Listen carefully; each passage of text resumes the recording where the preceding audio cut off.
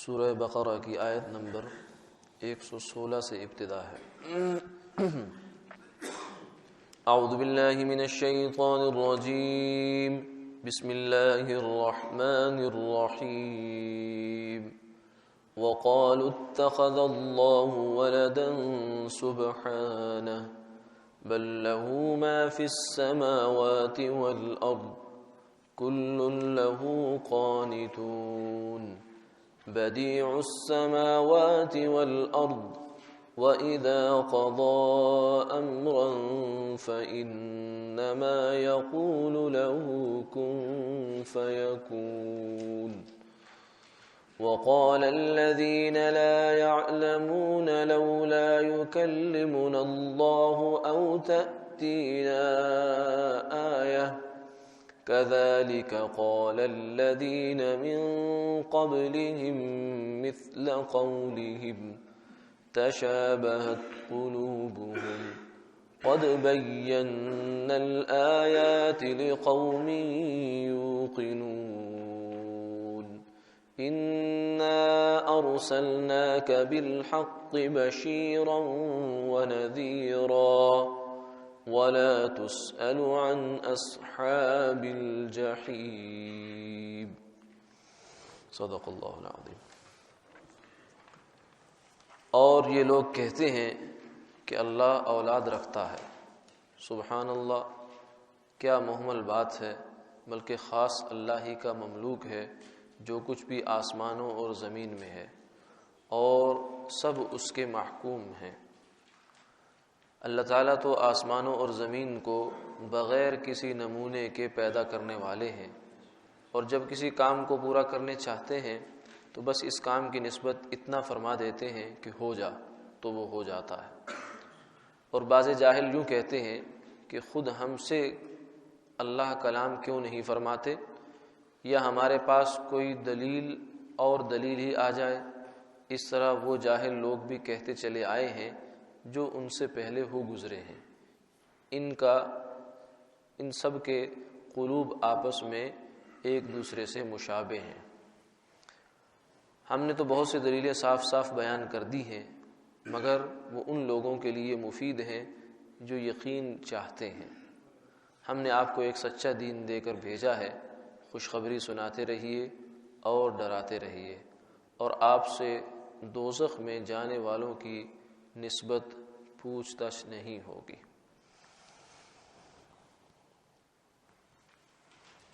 اب تک جو روئے سخن تھا وہ بالعموم یہود کی جانب تھا، اور ان کے اعتراضات اور ان کی جو خرابیاں تھیں وہ بیان کی گئی تھی۔ یہاں سے ایک عمومی بات کی گئی ہے جس میں صرف یہودی نہیں ہیں بلکہ عیسائی بھی شریک ہیں، اور مشرکین مکہ بھی اس میں شریک تھے، کیونکہ یہ سب اس مرض میں مبتلا تھے کہ انہوں نے اللہ کے لیے اولاد فرض کر لی تھی کہ اللہ تعالیٰ جو ہے وہ اولاد رکھتے ہیں۔ یہود نے عزیر علیہ السلام کو فرمایا عزیر ابن اللہ، اور عیسائیوں نے سیدنا مسیح علیہ السلام کو فرمایا کہ عیسیٰ ابن اللہ، عیسیٰ اللہ کے بیٹے ہیں، نعوذ باللہ من ذالک۔ اور مشرکین مکہ نے فرشتوں کو کہا کہ یہ اللہ کی بیٹیاں ہیں۔ تو یہ تینوں گروہ جو تھے اس بات کے دعوے دار تھے، اور یہ فاسد عقیدہ رکھتے تھے کہ اللہ تعالیٰ کی اولاد ہے۔ حالانکہ یہ عقیدہ جو ہے یہ انتہائی سطحی اور بودی معلومات پر مبنی ہے، یعنی اللہ کو جیسے جاننا چاہیے ویسے جانا نہیں، کیونکہ اللہ تعالیٰ کو جاننے کا، ماننے کا حق یہ ہے کہ وہ تنہا ہے، یکتا ہے، وہ واحد کامل ذات ہے جو تمام صفات کمال سے متصف ہے اور نقائص سے منزہ ہے، مبرہ ہے، ہر قسم کی کمی سے، نقص سے، کمزوری سے، عیب سے پاک ہے، اور تمام کے تمام کمال جس قدر بھی ہیں وہ اللہ تعالیٰ کی ذات کے اندر مجتمع ہیں، اور وہ واحد مرکز ہیں جس سے سب کمالات آگے نکلتے ہیں۔ تو اب ان جو ہے نا عقل کے یتیموں نے یہ نہیں سوچا کہ اولاد جو ہوتی ہے وہ تو انسان کی مثل ہوا کرتی ہے، کہ جب بھی کسی کی اولاد ہوگی وہ دو ہی حالتیں ہیں، یا تو اس جیسی ہوگی یا اس جیسی نہیں ہوگی۔ جیسے انسان کا بیٹا اگر پیدا ہو تو انسان ہی ہوتا ہے، اور جو خصوصیات باپ میں ہوتی ہیں وہ کم و بیش اس میں بھی ہوتی ہیں۔ اور الولد جو ہے وہ سر لابیہ، اولاد صحیح وہی سمجھی جاتی ہے کہ جو باپ کے پورے پورے نقش قدم پر چلے، کہتے ہیں کہ یہ باپ کی کمی پوری کر دی اس نے آ کر۔ تو جتنا بیٹے کا کمال اسی میں ہوتا ہے کہ وہ باپ کے زیادہ سے زیادہ مشابہ اور اس کی جو صفات ہیں اس کے اندر پائی جاتی ہیں۔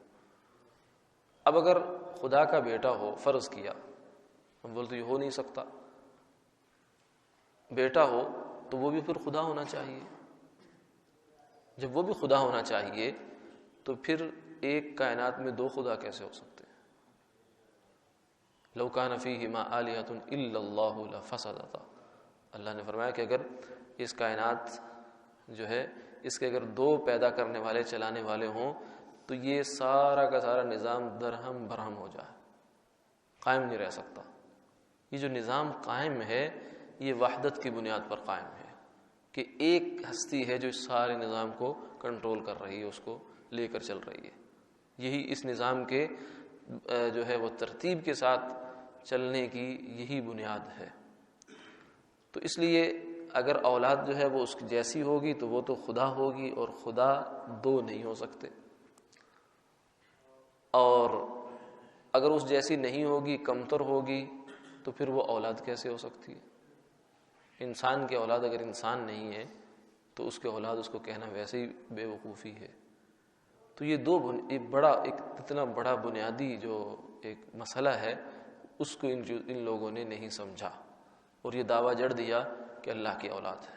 اس لیے اللہ تعالیٰ نے قرآن پاک میں کئی جگہ اس چیز کو بیان فرمایا، اور بہت جو ہے اس کو غضبناک انداز میں بھی بیان فرمایا۔ تکاد السماوات یتفطرن منہ وتنشق الارض منہ وتخر الجبال ہدا، فرمایا کہ ان لوگوں کو اندازہ نہیں ہے کہ انہوں نے اپنے منہ سے ایسی بات نکالی ہے کہ آسمان پھٹ جائیں، زمین جو ہے وہ چر جائے اور پہاڑ ریزہ ریزہ ہو جائیں۔ اتنی بری بات اور اتنی غلط بات ہے کیا؟ ان دعوا للرحمن ولدا، انہوں نے کہا کہ اللہ کا بیٹا ہے۔ وما ينبغي للرحمن ان يتخذ ولدا ان كل من في السماوات والارض الا آتي الرحمن عبدا، کیونکہ جو کچھ بھی زمین و آسمان میں ہے وہ تو سب اللہ کا بندہ ہے۔ عبدیت اللہ کے سامنے تو کسی ایک چیز کی بھی بڑے سے بڑی مخلوق جو ہے اس کی بھی پر مارنے کی ضرورت نہیں ہے۔ جبریل علیہ الصلوۃ والسلام بہت بڑے فرشتے ہیں، لیکن فرمایا کہ جب 600 پر ہیں، ایک پر سے مشرق و مغرب ڈھانک لیتے ہیں، لیکن اللہ کی ہیبت کے سامنے یوں ہوتے ہیں جیسے چڑیا ہوتی ہے، اللہ کے خوف کے سامنے۔ اور عرش اعظم سب سے بڑی مخلوق ہے کائنات کی، اور وہ جو ہے اللہ کے رعب سے چرچراتا ہے، خوف طاری، لرزہ طاری ہو جاتا ہے اس پر۔ تو یہ کیا سمجھتے ہیں؟ یہ تو سب اللہ کے سامنے جو ہے ایسے آئیں گے جیسے غلام آقا کے سامنے حاضر ہوتا، سب کے سب۔ تو یہ دعویٰ جو ہے ان لوگوں نے کر دیا، یہودیوں نے کیا، عیسائیوں نے کیا، مشرکین مکہ نے کیا۔ اور قرآن پاک میں جگہ جگہ اللہ تعالیٰ نے اس کو بیان کیا، ان کے باطل بات کو بیان فرمایا۔ ایک جگہ فرمایا کہ عیسیٰ علیہ الصلوۃ والسلام کو تم خدا کا بیٹا کہتے ہو، تو یہ تو دیکھو کانا یاکلان الطعام، وہ تو انسان تھے، انسانی ضروریات ان کے ساتھ تھیں، کھانا کھاتے تھے۔ جو کھانے کا محتاج ہے وہ خدا کیسے ہو سکتا ہے؟ جو زندہ رہنے کے لیے ہوا کا محتاج ہے، سانس لینے کا محتاج ہے، پانی کا محتاج ہے، چلنے کے لیے زمین کا محتاج ہے، وہ خدا کیسے ہو سکتا ہے؟ خدا تو وہ ہے جسے کوئی احتیاج نہیں ہے۔ قل هو اللہ احد اللہ الصمد، اس کو کوئی احتیاج نہیں کسی کی، خدا تو وہ ہوتا ہے۔ تو جگہ جگہ ان کو سمجھایا گیا، یہاں بھی اسی بات کو بیان فرمایا، وقالوا اتخذ اللہ ولدا، یہ کہتے ہیں اللہ نے بیٹا بنا لیا۔ عجیب بے وقوفی کا قصہ ہے۔ ہندوستان میں جب انگریز یہاں آیا تو پادری جو تھے وہ جگہ جگہ حکومت کی شہ پر مسلمانوں کو تنگ کیا کرتے تھے، عیسائی بنانے کی کوشش کیا کرتے تھے۔ تو نتیجے میں مسلمانوں کے ان کے ساتھ آپس میں تو تکار اور بحث مباحثہ بھی ہو جایا کرتا تھا. تو دلی میں ایک کوئی چوک تھا معروف، اس کے اندر ایک طالب علم تھا اور ایک پادری کے آپس میں بحث چل رہی تھی. تو وہ اس کو اسی موضوع پر بات چل رہی تھی کہ اللہ کا بیٹا ہو سکتا ہے یا نہیں ہو سکتا. وہ اس کو دلائل دے رہا تھا، وہ آگے سے جواب دے رہا تھا. تو وہ کوئی علمی انداز سے بات کرنا چاہ رہا تھا، لیکن وہ پادری جو تھا وہ جاہل تھا. تو بعض دفعہ جو علمی بات زیادہ قیمتی بات ہوتی ہے وہ عام آدمی کی سطح سے اونچی ہو جاتی ہے، اس کے لیے بیکار ہوتی ہے. تو عام آدمی یہ سمجھتا ہے کہ جواب نہیں بن پا رہا، حالانکہ وہ اصل وجہ یہ ہوتی ہے کہ وہ بات اتنی دقیق اور باریک ہوتی ہے کہ عام آدمی کی پہنچ سے باہر ہوتی ہے. تو ایک لوہار بیٹھا تھا وہاں چوک میں، اپنی لوہے کی دکان پر لوہا کوٹ رہا تھا، وہ بھی سن رہا تھا. وہ اٹھا اور اٹھ کر اس نے کہا کہ مولانا صاحب آپ سائڈ پہ ہو جائیں، یہ میری ٹکر کا ہے، میں اس سے نمٹوں گا. آپ عالم ہیں، علمی آدمی ہیں، آپ تو علمی انداز سے بات کریں گے، اس کے ساتھ میں اپنی زبان میں گفتگو کرتا ہوں. انہوں نے کہا اچھا بھائی سوال یہ ہے پادری صاحب یہ بتاؤ کہ تمہارے خدا کی عمر کتنی ہے؟ جس خدا کے بارے میں تم کہہ رہے ہو اس کا بیٹا ہے عیسیٰ علیہ السلام، اس کی عمر کتنی ہے؟ تو اس نے کہا کیا مطلب خدا کی عمر؟ انہوں نے کہا نہیں چلو فرض کیا تم ایک آئیڈیا لگا لو، 1000 سال، 1,00,000 سال، 10 لاکھ سال، کروڑ سال، چلو کچھ ایک فگر بہت بڑا جتنا تم کر سکتے ہو طے کرو. اچھا جی. اس نے کہا چلو اتنی عمر ہوگی تمہارے خدا کی. اس نے کہا میری عمر جو ہے وہ 60 سال ہے، میرے 10 بچے ہیں. تو تمہارے خدا سے تو میں بڑھ گیا جس کو تم خدا کہہ رہے ہو، کیونکہ وہ غلط تصور دے رہے ہیں نا کہ تمہارے خدا نے لاکھوں سال میں، کروڑوں سال میں ایک ہی بچہ پیدا کیا، عیسیٰ علیہ السلام. تو وہ پادری اس بات پہ لاجواب ہو گیا. بعد میں یہ بات جو ہے وہ جب علماء کے سامنے آئی تو انہوں نے کہا کہ یہ جو اس نے پادری کو لوہار نے جواب دیا تھا وہ جواب واقعتاً سادہ تھا، ظاہر میں سادہ ہے لیکن حقیقت میں وہ صحیح جواب ہے. وہ یہ ہے کہ اولاد کا پیدا کرنا اگر کمال کی صفت ہے، صفت کمال ہے جو کہ خدا میں ہونی چاہیے، تو پھر یہ کمال اتنا محدود کیوں ہے؟ تو لامحدود ہونا چاہیے. اور اگر یہ نقص ہے تو پھر ایک بھی نہیں ہونا چاہیے، کیونکہ جو خرابی ہے وہ تو ایک بھی نہیں ہونی چاہیے. ایک بھی خرابی ہو جائے تو چیز تو خراب ہو گئی. تو اس لیے خدا کے لیے اولاد کا ہونا کمال نہیں ہو سکتا، خدا کا بے اولاد ہونا کمال ہے. تو یہ اس لیے فرمایا بل لہو ما فی السماوات والارض، فرمایا کہ یہ بے وقوفو سمجھو کہ خدا تو مالک ہے، زمین و آسمان سارے اس کے ہیں، اس کی مملوک ہیں. اس کی اولاد کیا ہو سکتی ہے؟ اولاد سے تو پھر انسان مجبور ہوتا ہے. اولاد باپ کو جو ہے ناک سے لکیریں نکلوا دیتی ہے. اللہ اولاد کو جو ہے فرما بردار بنائے، ایسی اولاد نہ دے کہ جو دنیا کی زندگی انسان کے لیے جہنم بنا دے. اس لیے فرمایا کہ جب اولاد مانگیں تو ساتھ نیک مانگا کریں، صرف اولاد نہ مانگا کریں. اولاد ہی جو ہے انسان کو جو ہے وہ منہ چھپانے کے قابل نہیں رہنے دیتے. انسان جو ہے وہ چھپتا پھرتا ہے، عزت کو داؤ پہ لگا دیتی ہے، مال کو داؤ پہ لگا دیتی ہے. آدمی پھر ہاتھ اٹھا کے کہتا ہے اس سے اچھا تھا کہ تو دنیا میں آتا ہی نہ. تو اس لیے اللہ سے جب بھی اولاد مانگی جائے نیک اولاد مانگنی چاہیے. تو خیر فرمایا کہ اللہ تعالیٰ کے لیے تو زمین و آسمان سارے اس کے بادشاہ، وہ بادشاہ ہیں، وہ اس کے مملوک ہیں. کل لہ قانتون، کون سی چیز ہے جو اللہ کے سامنے آگے سے سر اٹھائے؟ اولاد تو سر اٹھاتی ہے، اللہ کے سامنے کوئی چیز ہے جو سر اٹھائے؟ عیسیٰ علیہ السلام ہو، عزیر علیہ السلام ہو، انبیاء علیہ السلام ہو. کیونکہ اللہ کا جتنا قرب کسی انسان کو ملتا چلا جاتا ہے، کسی مخلوق کو بھی ملتا چلا جاتا ہے، وہ اللہ کے رعب میں اسی قدر زیادہ بڑھتی چلی جاتی ہے. اس پر اللہ کا خوف زیادہ طاری ہوتا ہے. جس کو معرفت نہیں اس کو خوف کم ہوتا ہے. ایک خلیفہ تھے ہارون الرشید، معروف خلیفہ، یا غالباً مہدی تھے. ان کے پاس سے ان کا وزیر آئے دربار سے نکل کر، تو ہانپتے اور کانپتے ہوئے، بڑے مرعوب ہو کر. تو ان سے کسی نے کہا کہ آپ تو بادشاہ کے بڑے مقرب ہیں، قریبی ہیں، مصاحب ہیں، آپ کے اوپر یہ کیا حالت آ رہی ہے؟ تو اس نے کہا مقربانہ پیش بود حیرانی، جو جتنے قریب ہوتے ہیں ان پر جو رعب اور حیرت ہوتی ہے وہ زیادہ طاری ہوتی ہے. اس لیے کہ بادشاہ کا دربار ہے، کچھ بھی ہو سکتا ہے، شبے پر بھی گردن اتر سکتی ہے۔ جو اصل بادشاہ ہوتے تھے ان کے یہاں تو یہی ہوتا تھا۔ اب تو دنیا میں کوئی بادشاہ ہی نہیں ہے، تو سب اب تو جو ہے وہ کھیل تماشے ہیں۔ وہ بادشاہ تو ایسے ہی ہوتے تھے کہ جان دربار سے سالم لے کر واپس آنا، بالخصوص جو ظالم بادشاہ ہوتے تھے، بہت کار دارد ہوتا تھا۔ تو اس لیے فرمایا کہ اللہ تعالیٰ کے لیے تو سب جو ہیں وہ مطیع فرما بردار ہیں، اس کا بیٹا کون ہو سکتا ہے؟ بدیع السماوات والارض، اور اللہ جو ہیں وہ کسی کے محتاج نہیں ہے، وہ تو اس کائنات کو بغیر کسی نمونے کے انہوں نے پیدا کیا ہے، یعنی کوئی مٹیریل نہیں۔ ہم جتنی بھی کاریگری کرتے ہیں، کچھ بھی کرتے ہیں، ہمیں اس کے لیے کتنے آلات، اسباب، تعاون، کم سے کم جو جس چیز پر ہم نے کچھ چیز بنانی ہوتی ہے وہ ہمیں چاہیے ہوتی ہے۔ تو ہماری تو جتنی بھی کاریگری ہے وہ اللہ کی کاریگری کے اندر اندر ہی چلتی ہے۔ اللہ تعالیٰ کی کاریگری ہے کہ عدم سے وجود بخشا ہے، کچھ بھی نہیں تھا۔ کان اللہ ولم یکن معہ شیء، اللہ تھے اور ساتھ کچھ نہیں تھا۔ والآن کما کان، بدیع السماوات والارض، اللہ جو ہے وہ زمین اور آسمان کے پیدا کرنے والے ہیں، بغیر کسی نمونے کے، بغیر کسی مٹیریل کے، بغیر کسی نقشے کے، کچھ بھی نہیں تھا، ہم بھی نہیں تھے۔ تو اللہ تھے اور ان کی ذات اور صفات تھی، اس سے انہوں نے زمین و آسمان کو پیدا کیا، اور اس کے بعد یہ کارخانہ عالم، اس کو وجود بخشا۔ وَإِذَا قَضَىٰ أَمْرًا فَإِنَّمَا يَقُولُ لَهُ كُن فَيَكُونُ، اس کی قدرت اتنی ہے، اس کی طاقت اتنی ہے کہ جب وہ کسی کام کو کرنے کا ارادہ کرتے ہیں، انہیں اجلاس نہیں بلانے پڑتے، انہیں کوئی جو ہے وہ فیزیبلٹی رپورٹ نہیں بنوانی پڑتی، انہیں کوئی بجٹ منظور نہیں کروانے پڑتے، انہیں کوئی جو ہے وہ صبح و شام شفٹیں نہیں لگوانی پڑتی، نہیں، کن فیکون، کن کہتے ہیں تو سب کچھ ہو جاتا ہے۔